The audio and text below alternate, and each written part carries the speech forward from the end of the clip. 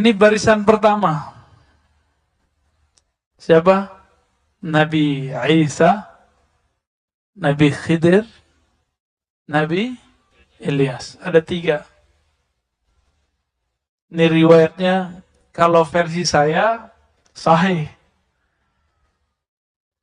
Tapi digabung antara ilmu hadis dengan ilmu ruhani. Cuma kalau versi ilmu hadis yang sahih cuma Nabi Isa. Ya. Ulama-ulama ahli rohani, wali-wali Allah, ya, kalau kita temuin mereka bilang, wah ini semuanya Nabi Isa turun, Nabi Khidir juga, Nabi Ilyas juga, ya. Itu yang pertama, ini barisan pertama. Berikutnya siapa lagi? Sebagaimana, ini rumusnya adalah al-ulama warathatul anbiya, ulama pewaris para Nabi. Kemudian ada rumus kedua, ismuhu yuwati usmi. Tanda-tandanya, kemuliaannya, ciri-cirinya sama dengan ciri-ciriku. Sayyidina Muhammad SAW, biasakan kalau nyebut Nabi pakai Sayyidina. Itu bukan masalah NU Muhammadiyah. Kitab-kitab yang saya baca, ditulis sebelum ada NU dan Muhammadiyah, mereka nyebut Nabi dengan Sayyidina. Imam Taqiyuddin Al-Husni, pengarang kitab Khifatul Akhyar, itu nyebut Nabi selalu Sayyidul Wujud. Nabi Muhammad juga mengatakan, Ana Sayyidul Wadi Adam, aku adalah Sayyidnya manusia. Sayyidnya manusia, ini depan saya manusia bukan? Manusia apa jin? Mungkin ada jin yang nyerupain kali ya. Sayyid waladi Adam, anak keturunan manusia, akulah sayyidnya. Hatta Nabi Adam butuh syafaatku. Hatta Nabi Ibrahim butuh syafaatku. Hatta Nabi Musa, Nabi Isa butuh syafaatku. Ini dibutuhkan syafaatnya. Terus antum nyebut-nyebut nama beliau Muhammad. Ya gak sopan lah. Kecuali ada namanya Muhammad apa nih? Ada namanya Muhammad Fadli gitu ya. Berarti nama orang selain Nabi Muhammad gak ada masalah. Guru kami yang dari Mesir, dari Yaman, dari India, dari Suria, itu hampir semua nyebut nama Nabi pakai Sayyidina. Ya. Kadang-kadang saya sih kecoblosan juga menyebutnya pakai Sayyidina. Baik. Nabi Muhammad SAW ketika beliau berdakwah itu ada 4 sahabat utama di sekitarnya, benar. Sayyidina Abu Bakar, Umar, Utsman, Ali, benar. Maka nanti juga akan ada penasehat-penasehat atau orang-orang penting beliau, itu sekitar 4 orang bersama Nabi Sayyidina Al-Mahdi. Ini rumus-rumusnya ngikutin pola Nabi, Pak. Enggak jauh berubah.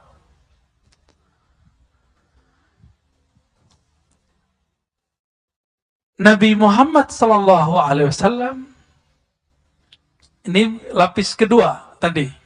Ada 4. Apa sebutannya itu? Sayyidina Abu Bakar itu sebutannya apa? Antum kasihlah istilah ya. Penasehat nggak mungkin masa Nabi dinasehati. Apa sebutannya Pak? Panglima kali. Ya, menteri. Menteri lah ya. Menterinya Rasulullah. Atau wakilnya Rasulullah 4. Ini 4 nih. Sayyidina Abu Bakar, Umar, Sayyidina Utsman, Sayyidina Ali. Ya. Ahlus sunnah tidak membenci sahabat. Ya. Ini lapisan berapa? Yang kedua. Nabi tahun kedua Hijriah, bulan Ramadan, ini biar antum gampang memahami kenapa muncul nanti pembagian-pembagian begini. Semuanya ngikutin pola Sayyidina Muhammad sallallahu alaihi wasallam. Ketika 17 Ramadan dihadang oleh kafir Quraisy yang dibantu persenjataannya oleh Rum. Cuma cerita Rumnya nggak disebutkan dalam beberapa kisah, bahkan banyak kitab. Kitab-kitab sirah nggak menyebutkan itu. Dari mana kita tahu kafir Quraisy baru pulang berdagang dari negeri Rum dan mereka sudah merencanakan itu. Tapi ada versi lain bahwa ini adalah pembalasan dari sahabat. Mungkin nggak sahabat 313 merencanakan balas dendam kepada orang ribuan? Mungkin nggak. Maka saya mengkritisi kisah bahwa Nabi dan para sahabat merencanakan untuk mensabotase mereka. Itu mustahil. Secara ilmu perang itu mustahil, Pak. Kenapa? Masa 313 lawan ribuan? Itu bukan 1.000, bukan 1.000, lebih dari 1.000. Orang Arab tuh kalau nyebut 1.000 artinya banyak. Banyak itu. Dan yang ikut bukan hanya manusia, tapi setan, Lata, Uzza, ikut semua, Pak. Ada berapa jumlah iblis yang disembah di Ka'bah dan jadi berhala? Itu nama jin semua, nama iblis semua itu. Yang kemudian disembah karena dia bersifat, mengambil sifat-sifat Tuhan. Seakan-akan dia dewa. Lata, Uzza, Manat, itu ya, na'udzubillah minasyaitonir rajim wa junudi wa juyushi wa dzurriyyati. Itu semua turun, Pak. Berapa jumlahnya? 360 ikut semua perang. Antum nggak pernah diceritain ya? Itu ikut semua. Tahu dari mana kita? Dalam Sahih Bukhari, Sahih Muslim, Sunan Abu Daud, Tirmizi, itu beberapa riwayat menyebutkan. Yang saya ingat itu ada dialog antara Sayyidina Muhammad dan Sayyidina Jibril. Jibril, kata Nabi Muhammad, yang ikut perang di antara kalian para malaikat itu siapa aja waktu perang Badar. Jadi Nabi sama malaikat tuh kalau ngobrol itu bisa cerita-cerita masa lalu. Ya, ngopi-ngopi kira-kira begitulah. Kalau kita ngopi cerita masa lalu kan sama masa depan. Jibril kerjaannya begitu sama Nabi. Antum kan mengira selama ini Jibril itu gurunya Nabi. Kalau versi saya tidak. Justru Jibril itu berguru kepada Nabi. Nanti saya cerita ya, ada masanya. Lebih mulia Nabi Adam atau Nabi Muhammad SAW? Dulu waktu di surga, Nabi Adam jadi guru para malaikat atau jadi murid? Guru apa murid? Wah, ini orang Bintaro beda pendapat nih. Ya, ulama Bintaro ikhtalafu. Mana yang benar? Nabi Adam jadi guru malaikat atau jadi murid? Tuh masih ada yang bilang murid soalnya. Yang bilang murid apa alasannya? Hah? Bingung juga ya. Coba lihat ada ayatnya. Ya Adam ambihum bi asma'ihim. Hai Adam, kabarkan kepada mereka. Itu terjemahan. Tapi kalau dalam arti umumnya, ajarkanlah para malaikat nama-nama yang aku ajarkan kepadamu. Guru bukan? Guru. Anbi'hum itu juga artinya nabi. Maka ada sebuah kaidah di kalangan ulama Ahlussunnah sebagian, Nabi Adam itu pernah diutus kepada para nabi, para malaikat. Ya. Lebih mulia Nabi Adam atau Nabi Muhammad? Nabi Muhammad SAW.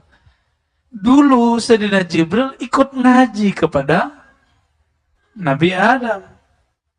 Sekarang kira-kira orang yang lebih mulia daripada Nabi Adam jadi gurunya apa jadi muridnya Jibril? Jibril itu disebut Rasul, bukan Syekh, bukan Muallim. Ini Jibril saya ngomong ini gak marah Pak. Dia akan angguk-angguk insya Allah. Karena data-datanya banyak. Sayyidina Jibril itu pembawa berita, disebut Rasulul Malaikah. Rasulnya para malaikat. Datang ke Nabi Muhammad. Membawa berita. Jadi itu pengantar surat sebenarnya. Pengantar tapi suratnya dari Allah, kira-kira gitu. Itu pun Jibril gak langsung ketemu Allah. Allah sampaikan kalamnya kepada Al-Luh Al-Mahfuz, tempat yang sangat suci di atas langit ketujuh sana. Kemudian disuruh Sayyidina Jibril mentransfernya. Jadi beliau itu pembawa berita, bukan sebagai gurunya Nabi Muhammad SAW. Kenapa? Saya sudah pernah menyampaikan di sini. Allah berfirman kepada Nabi Muhammad. Lewat Jibril juga disampaikan. Wa innaka, hai Muhammad, sungguh engkau latulaqqal Qur'ana min ladun hakim alim. Ya. Engkau sungguh langsung dapat, boleh, sanggup mengambil talaqi, mengambil Quran dari sisi Allah, ladun. Maka disebut laduni itu adalah yang diwariskan Nabi Muhammad SAW kepada para wali. Daripada siapa? Min ladun hakim, dari sisi Allah yang maha hakim, yang maha alim. Berarti Nabi Muhammad itu dapat wahyu dua. Pertama wahyu syariat, itu diantar lewat Sayyidina Jibril. Yang kedua lewat langsung ruhnya ngambil dari Allah Subhanahu wa ta'ala. Faham di situ? Kira-kira lebih paham Quran Nabi apa Jibril? Nabi Muhammad. Kenapa? Alam ini ada karena Nabi Muhammad. Jibril itu ada karena Nabi Muhammad Sallallahu Alaihi Wasallam. Kira-kira begitu. Jadi jangan salah konsep. Jangan salah konsep. Ini bukan ajaran baru. Ini di kitab-kitab ada ya. Cuma ulama berbeda pendapat. Lebih mulia malaikat atau manusia? Yang bilang mulia malaikat itu adalah kalau manusianya biasa. Kalau manusianya wali atau nabi, lebih mulia wali atau nabi daripada malaikat. Bapak ini dari tadi bisa zikir macam-macam kan? Antum? Subhanallah, alhamdulillah. Malaikat itu zikirnya itu aja. Subhanallah, alhamdulillah, Allahu Akbar. Beberapa waktu lalu muncul di YouTube ada sholawat Jibril. Itu sholawat Jibril itu doang. Sallallahu ala Muhammad. Sedangkan kita banyak sholawat kita. Ya. Baik. Berapa jumlahnya waktu perang? Jumlahnya sahabat Nabi Ahlul Badar 313. Maka nanti juga akan diulang kembali. Pertama 3 nabi, 4 wakil, lalu ada 313 tentara utama pewaris Al-Badar. Pewaris Ahlul Badar. Tapi hati-hati, jangan ketipu dengan angka-angka 313. Banyak sekarang ngaku-ngaku 313. Ya. Jangan kalau kemarin kan 212 kurang 100, Pak. Seharusnya 313. Ya. Dulu harus digenapin. Tapi itu bukan dibuat-buat. Itu menggerak dari Allah Subhanahu wa ta'ala. Berapa jumlahnya? 300. Udah berapa lapis? 3, 4, 3, 1, 3. Sudah ya? Nabi Muhammad ketika perang berikut, perang Khandaq, tiba-tiba ada dari Persia namanya Salman Al-Farisi datang. Nanti akan terjadi begitu lagi. Akan ada dari luar Arab, dari luar yang tadi, kemudian otaknya cerdas, dia bisa strategi perang, dia akan membersamai Al-Imam Al-Mahdi. Bukan berarti Nabi itu nggak bisa perang, Pak. Nabi mah gampang. Alam ini kan di tangan beliau, pembukaan syafaatnya. Ya. Tapi Allah itu menciptakan Nabi harus menghargai sebab. Maka diperintahkanlah orang-orang ini bersama Nabi Muhammad SAW. Nanti Al-Mahdi juga sama. Lalu siapa lagi yang membersamainya? Kita potong kompas. Berapa jumlah sahabat Nabi ketika Nabi wafat? 124.000. Maka nanti tentara Al-Mahdi juga akan ada 124.000. Gak tahu mungkin ada tambahan lagi, wallahu alam. Tapi ini pola-polanya kira-kira seperti itu. Dan semuanya punya ruh wali. Semuanya wali Allah. Nggak ada yang orang-orang biasa. Tapi dia orang biasa secara zahir. Batinnya batin wa aulia. Jangan dikira orang 313 itu semuanya ulama. Enggak. Dari 313 sahabat Nabi yang ikut perang, itu yang ulama cuma beberapa orang. Tidak semuanya ulama. Maka jangan sedih, siapa tahu di antara kita ada yang dipilih ya. Ya, 124.000 tuh dikit apa banyak, Pak? Dibandingkan 7 miliar. 124.000 dibandingkan 7 miliar manusia. Baru di belakangnya nanti ya tukang rame-ramein aja, Pak. Ya. Berapa jumlahnya wallahu alam, tapi tentara yang disebut tentara Al-Mahdi itu mereka. Tadi saya meninggalkan kisah Sayyidina Jibril. Apa kata Nabi? Bril, kira-kira gitu ya. Bukan lagi ngopi, Pak. Di sana nggak ada kopi. Yang ikut perang bersama kami, perang Badar, itu siapa? Apa jawaban Sayyidina Jibril? Sebagaimana yang ikut perang di antara kamu adalah orang-orang terbaik di kalangan manusia, maka yang ikut perang bersama engkau dari kalangan kami para malaikat muqarrabun itu juga yang terbaik. Tapi saya lupa berapa angkanya di situ, 70.000 atau 70 gitu. Saya lupa, Pak. Ya. Ini hafalan kita kadang-kadang nggak datang tepat saatnya nih. Cuma yang kita ingat, beliau menyebutkan malaikat-malaikat terpilih. Berarti malaikat itu ada stratanya juga.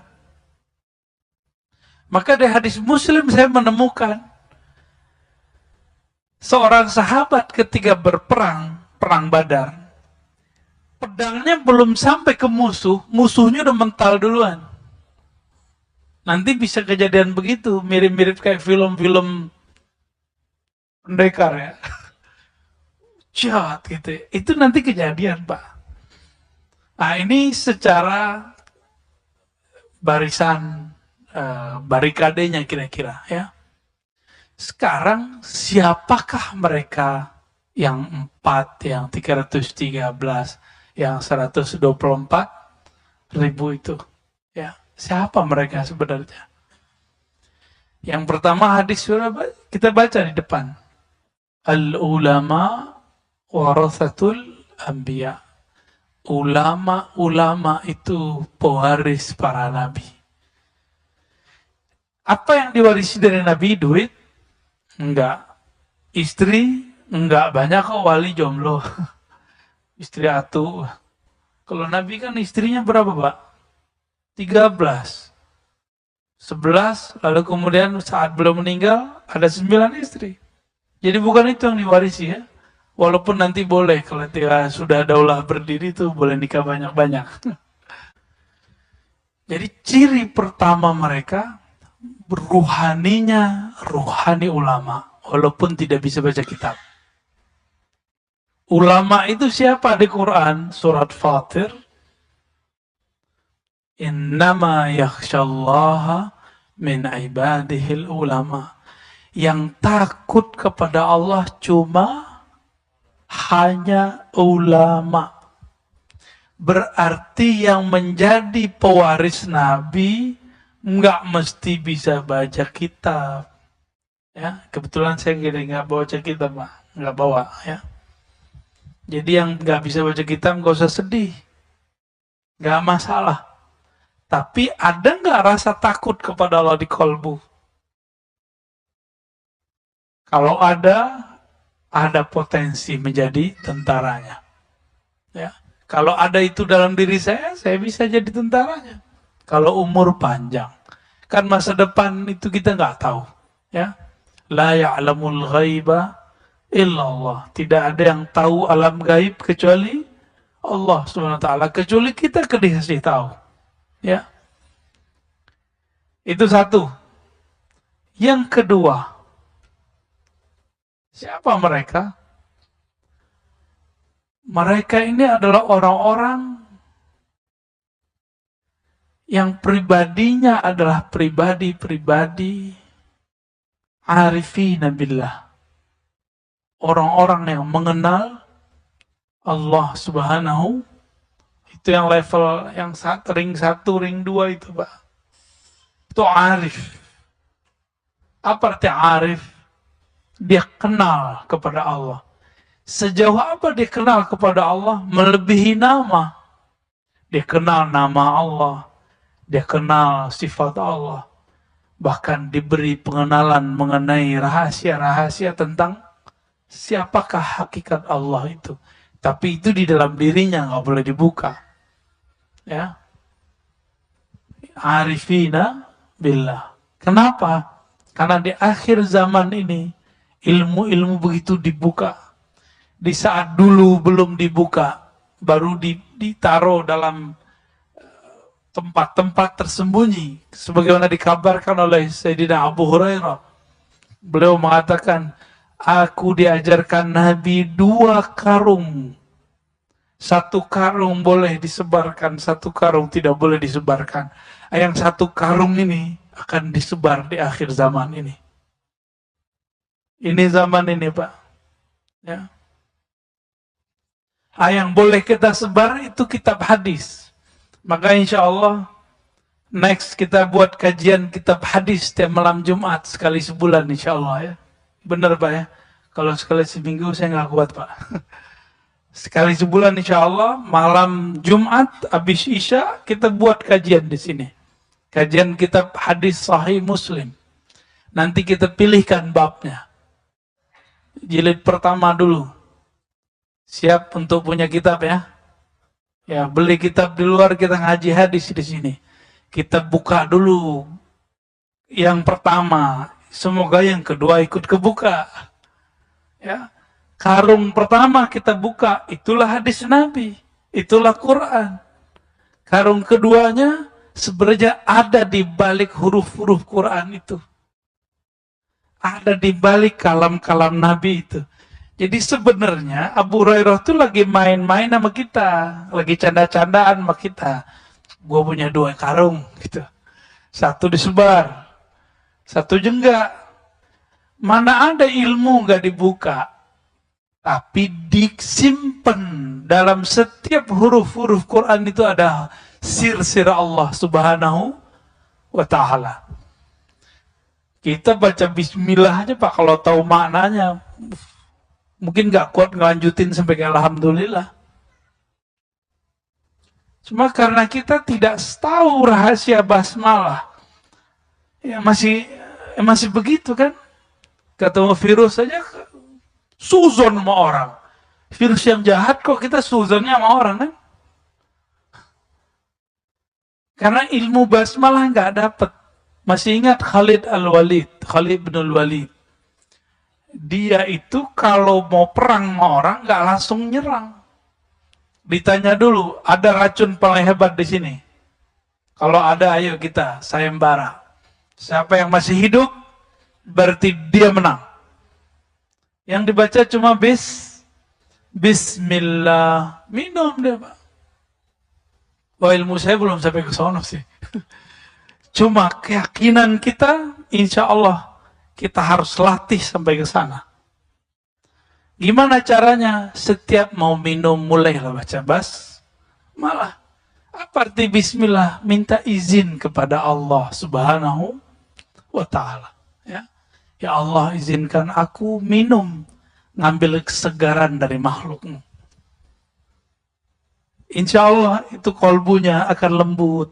Jadi jangan-jangan hati kita ini keras karena kita makan minum tidak menyebut nama Allah. Ya. Tadi cirinya berapa udah? 2. Arifin. Ya, kenal. Ini sebenarnya cabang yang pertama. Yang ketiga, dalam hadis Imam Bukhari, Muslim, Abu Daud, Tirmizi sama, tapi lafaznya sedikit berbeda. La tazalu ummati zahirina alal haq. Senantiasalah di antara umatku zahirina ala. Zahirin itu artinya menzahirkan. Tapi kalau ditambahin ala, itu artinya tolong menolong. Zahirina al-haq artinya tolong menolong dalam al-haq. Apa arti al-haq? Kebenaran. Tertatih-tatih memperjuangkan kebenaran. Kalau ada usaha berjuang, berarti ada tantangan nggak? Ada musuh nggak? Banyak musuh. Dan kalimatnya di situ cuma ta'ifah. Maka ciri ketiga, kelompok itu disebut ta'ifah. Tapi jangan ketipu, banyak sekarang yang ngaku ta'ifah. Istilahnya ta'ifah mansurah. Hatta ya'tiya amrullah. Sampai datang amrullah. Apa arti amrullah? Perintah Allah, satu. Apa arti amrullah? Coba kembali ke Quran. Wa idza sa'alaka ibadi anni. Bukan yang itu. Yas'alunaka 'anir ruh. Qulir ruh min amri rabbi. Mereka bertanya kepada engkau mengenai ruh. Katakan ar-ruh min amri rabbi. Itu adalah amrullah kalau diterjemahkan. Berarti hatta ya'tiya amrullah, hatta ya'tiya al-ilmu an ruhillah. Itu terjemahan saya, Pak. Ini terjemahan baru, sebelumnya belum ada yang terjemahin begini. Tapi dasarnya pakai Quran. Sampai datang ilmu mengenai ruh. Karena banyak yang salah faham mengenai ayat ini. Dikira wa ma utitum minal ilmi illa qalila. Tiadalah yang engkau diberi ilmu kecuali sedikit. Itu kan kalimatnya tum. Tum itu kepada yang bertanya, yaitu kaum Yahudi dan Nasrani, kaum ahlu kitab. Hai ahlu kitab, kamu tidak diberikan ilmu itu kecuali sedikit. Kalimatnya bukan wa ma utita ya Muhammad, bukan. Tapi wa ma utitum dalam kurung ya ahlal kitab. Tidaklah kamu diberikan ahli kitab kecuali sedikit. Berarti Nabi Muhammad diberikan banyak. Karung itulah yang masih disembunyikan sampai hari ini. Ilmu tentang apa? Mengenal ruh. Dan ini agak berbeda dengan mainstream memang. Cuma kan katanya Taifah tidak takut dicaci maki orang ya. Semoga kita bagian dari mereka. ilmu itu adalah ilmu mengenai ma'rifatur ruh. Kita sudah cek semua kitab-kitab yang ada ya, pada kita tentunya, PDF dan segala macam. Saya nggak berani menyebutkan angka kitabnya berapa, terkualat lagi ya, takut salah. Tapi sebatas yang kita baca dari kitab-kitab yang bahas ruh, semuanya masih ambigu. Yang mereka bahas ruh itu masih arahnya kolbu, masih dianggap sukma atau jiwa. Bukan. Ruh itu rahasia Allah. Kalau kolbu sudah dieksplor oleh Imam Ghazali, nafs sudah dijelaskan oleh Imam Ghazali, apalagi akal sudah dijelaskan oleh para filsuf. Ilmu-ilmu yang ada sekarang kan cabang dari akal semua. Ilmu mengenai yang tarekot yang ada di alam semesta hari ini, itu mentoknya di ilmu kolbu. Maka zikirnya zikir kolbu, riadohnya riadoh kolbu, semuanya di situ. Tapi nggak sampai kepada ma'rifatur ruh. Ternyata ma'rifatur ruh itulah jalan terdekat kepada Allah. Ketika Allah mengatakan, inni qarib, sungguh aku dekat. Itu sedekat kita sama nafas kita. Bukan berarti di dalam diri kita ada Allah, bukan. Itu salah, nanti jadi Allah nyatu ke badan, nggak boleh begitu. Tapi dekat sekali, dan dekatnya hanya Dia yang tahu, dan kekasih-kekasihnya. Ya, Allah kasih kunci-kuncian. Dekatnya Allah dan Nabi Muhammad itu seperti qaba qausaini au adna. Seperti dua busur atau lebih dekat. Itu Nabi Muhammad, Pak. Jika Al-Imam Mahdi sedekat itu kepada Allah, maka jika Nabi Muhammad sedekat itu kepada Allah, maka Al-Mahdi juga sama. Kan pewarisnya adalah Al-Mahdi. Tadi saya kembali ke hadis pertama, ada yang ketinggalan. Ulama pewaris para nabi. Oke, Nabi berapa tadi? 124.000. Sahabat berapa? 124. Jadi sebenarnya, ini antum mungkin jarang mendengar ini. Sahabat-sahabat 124.000 itu adalah pewaris semua Nabi. Makanya Nabi Muhammad mengatakan, di antara Nabi itu ada yang punya murid, punya jamaah, punya umat, ada yang tidak punya. Di antara sahabat ada yang punya umat, ada yang tidak punya umat, ada yang nggak punya jamaah, sama. Berapa jumlahnya tadi? Nabi wafat, jumlah sahabat 124.000. Tapi yang kedetek ahli hadis, Imam Ibnu Hajar cuma 12.000. Ya, di kitab Al-Isobah, seingat saya ada 12.000. Tulis namanya ada. Berapa tadi? 124.000. Yang ketemu namanya cuma 12.000. Gimana tuh? Berapa persen dapatnya? Cuma 10% yang namanya ada. Sama. Nanti tentara Al-Mahdi yang dikenal paling cuma 10%. Yang lain nggak tahu, Pak. Ahlul Badar aja antum nggak tahu kan? Ada yang tahu nggak Ahlul Badar siapa aja? Saya aja nggak hafal semua. Padahal kita baca sering, tapi nggak hafal-hafal semua. Apa begitu ya? Begitulah hafalan kita.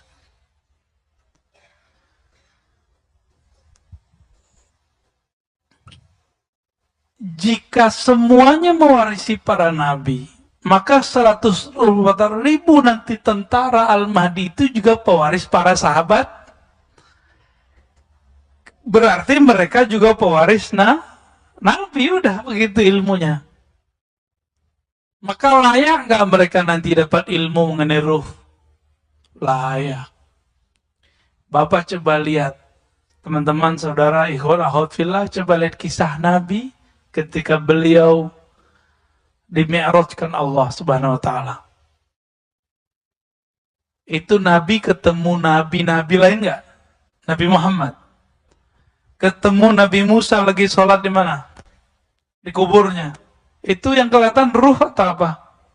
Ruh. Itu sholat apaan? Sholatnya ruh. Karena Nabi mengerti ilmu ruh, dia bisa melihat ruh sholat. Maka orang yang tidak mengerti ilmu ruh, pengalaman antum, hati-hati. Pengalaman spiritual, tolong tidak dipercaya. Kenapa? Karena ini alam gaib, itu alam yang antah berantah, alam yang berbahaya. Banyak orang calon-calon wali, bahkan wali dipecat dari kewaliannya karena terjebak di alam itu. Banyak, bukan satu dua. Bersisa, tahu bersisa? Dipecat, Pak. Jadi cerita wali dipecat dari dulu sudah ada. Itu contohnya, bersisa. Musailamah, dulu kan belum Al-Kazzab. Musailamah itu bisa melihat malaikat, bisa melihat ngakunya dia. Tapi yang dia lihat bukan malaikat sebenarnya. Yang dia lihat itu iblis menyerupai diri. Lalu ada seorang dekat, jadi bisa jadi ini terjadi pada orang-orang dekatnya Rasulullah. Sama, nanti akan ada orang-orang dekatnya Al-Mahdi. Itu murtad, nauzubillah min dzalik ya. Semoga kalau kita ditakdirkan bersama beliau, kita bukan yang murtad itu ya. Jadi Nabi diturunkan ayat surah Al-Mu'minun mengenai penciptaan alam, penciptaan manusia. Lalu orang ini selesai menulis, dia mendengar sesuatu. Jadi dia larut, terbawa oleh Nabi ke alam malaikat. Malaikat Jibril lagi membacakan lafaz, terdengar olehnya. Terus dibacakan, wahai baginda Rasulullah, aku mendengar lanjutan ayat ini, tabarakallah ahsanul khaliqin, kalau nggak salah itu ya, di surah Al-Mu'minun itu. Terus Nabi bilang, betul. Dia ketipu ketika Nabi mengatakan, betul, benar, sahih ente, gitu. Ketipu dia di situ. Nabi kan susah Pak untuk mengatakan tidak kepada orang lain. Nabi itu selalu bilang, iya, kamu benar. Apa dalam batin orang ini? Orang ini lagi diuji. Diuji dia. Ketika dia menjadi penulis wahyu dan mendengarkan lafaz-lafaz wahyu yang Nabi dapat dari malaikat. Apa kata dalam hati? Kalau gitu mah gue juga bisa jadi Nabi. Kalau gitu mah gampang jadi wali. Oh begini cara dapat wahyu. Oh begini alam gaib. Gampang sekali ya. Kena dia Pak. Kenapa? Nabi Muhammad tidak pernah bilang tidak kepadanya. Karena Nabi itu gak pernah bilang, oh tidak. Nabi gak mau menyedihkan orang. Bahkan ketika ayah seseorang dikatakan, aina abi, di mana ayahku? Kemudian Nabi mengatakan, finnar. Nabi lupa menyedihkan orang, membuat orang sedih. Akhirnya beliau revisi, bapakmu masuk neraka. Nabi untuk menghibur orang ini bawa-bawa pamannya, tapi disebut bapaknya di situ. Sekarang yang nggak mengerti adab kenabian dengan sopannya mengatakan orang tua Nabi masuk neraka. Itu kalau ada zuriat Nabi di sini ditonjok nggak deh tuh? Ya. Tapi Habib mana tuh? Habib kita sih mana? Ya nggak marah, dia sabar-sabar aja dia. Nggak sopan itu. Sangat-sangat tidak sopan. Bapak saudara bukan Allah. Habis isya masih langsung. Azan dulu ya. Oke, baik. Teman-teman yang melakukan Allah ikhwanahufillah. Jadi tentara Al-Mahdi itu mereka disebut dengan kelompok Ta'ifah. Sedikit, Ta'ifah itu sedikit, kelompok kecil. Karena kita sudah kasih tahu tadi, Jika pengikut, jika semua para sahabat 124.000, Nabi juga segitu, maka jumlahnya gak jauh-jauh dari itu. Baru belakangnya itu bayang-bayang mereka, ya, orang-orang yang ikut ngintil-ngintil mereka lah, murid-muridnya. Jumlahnya gak banyak, lawan 7M. Kalau habis mah virus ini mungkin habis jadi 6 miliar kali ya. Ya, ini kan virusnya belum turun lagi. Ya, kata mereka ada 6 kan? Ini baru 2, Pak.